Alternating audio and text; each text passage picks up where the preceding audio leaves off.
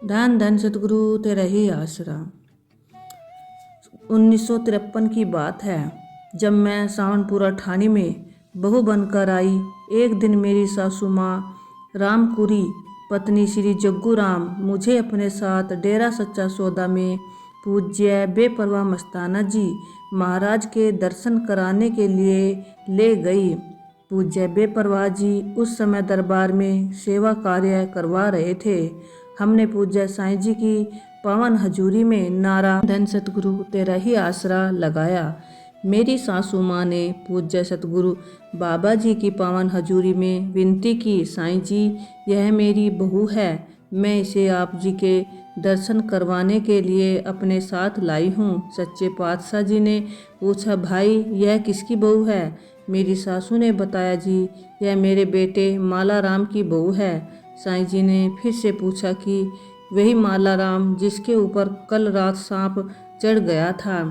और अपने प्यार भरे वचनों के साथ ही पूज्य साईं जी ने अपना पावन आशीर्वाद मुझे प्रदान किया और वहाँ पर मौजूद एक सेवादार से मणका लाने का वचन फरमाया कि लाओ भाई इनको मणका दे। पूज्य साईं जी ने मुझे एक बहुत ही सुंदर मणका अपने पवित्र कर कमलों से प्रदान किया। सतगुरु साईं जी द्वारा बख्शी दात वह प्रेम निशानी वो मैंने अपने घर में अपने पास ही बड़ी संभाल से रखा। उन दिनों डेरा सच्चा सौदा दरबार के एक तरफ ही दीवार बनी हुई थी और तीन तरफ कांटेदार झाड़ियों की काफ़ी ऊंची व खूबसूरत बाड़ लगाई हुई थी।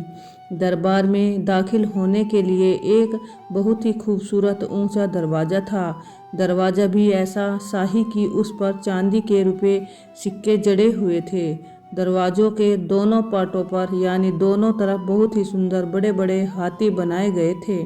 दरवाजे को हर कोई बहुत ही प्यार से देखता और फिर देखता ही रह जाता। माता आगे बताती है कि माला राम मेरा पति डेरा सच्चा सौदा में अक्सर अपने घर कार्यों से समय निकाल कर दिन रात सेवा किया करता था।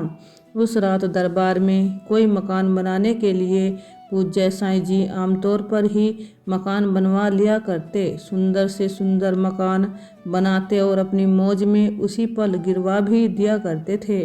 तो उस रात भी एक मकान बनाया जाना था। मेरा पति उसकी नींव खोद रहा था। सावन भादो का उमस भरा महीना था। इसी दौरान उसे कुछ थकावट सी महसूस हुई तो वह वहीं जा सेवा कर रहा था। एक जगह पर कुछ देर आराम करने के लिए बैठ गया और बैठे बैठे उसे नींद आ गई। उसे कुछ पता नहीं चला।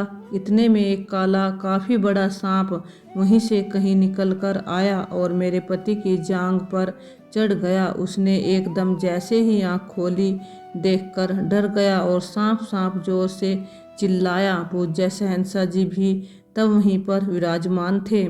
पूज्य सतगुरु शहंशाह जी ने अपने बच्चों की लाज रखी और इतने में सांप सरकता हुआ जांग से उतरकर वहीं कहीं छिपने की कोशिश करने लगा।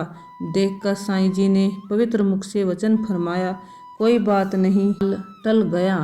उपरांत शहंशाह जी ने सेवादारों से आदेश किया कि इसे मारना नहीं भाई, इसे पकड़कर दूर जंगल में छोड़ के आना है। पूज्य शहंशाह दाता जी ने भविष्य के लिए भी ये वचन किए कि डेरा के अंदर किसी भी जीव जंतु, कुत्ता, बिल्ली, चाहे कोई भी जहरीला जानवर, सांप, बिच्छू आदि कोई भी देखे, मारना किसी को भी नहीं है, बल्कि उसे सावधानी से पकड़ें और सही सलामत उसे सुरक्षित दूर जंगल में छोड़ के आए। आप लोग उन्हें कुछ न कहे, वो तुम्हें कोई नुकसान नहीं पहुंचाएंगे।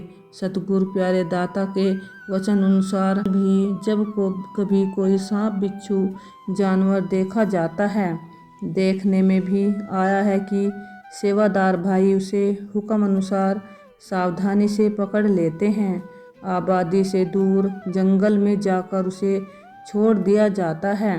पूज्य साईं जी ने मणके की सौगात प्रेम निशानी बख्श के मेरे पति को सांप के रूप में आए काल से बचा लिया। पूज्य दाता जी की दया मेहर रहमत का ऋण हम कभी नहीं उतार पाएंगे। जिंदगी डेरा सच्चा सौदा के नाम है। ए मालिक वालिदो जहान, अपने चरण कमलों से हमेशा जोड़े रखना जी। धन धन सतगुरु तेरा ही आसरा।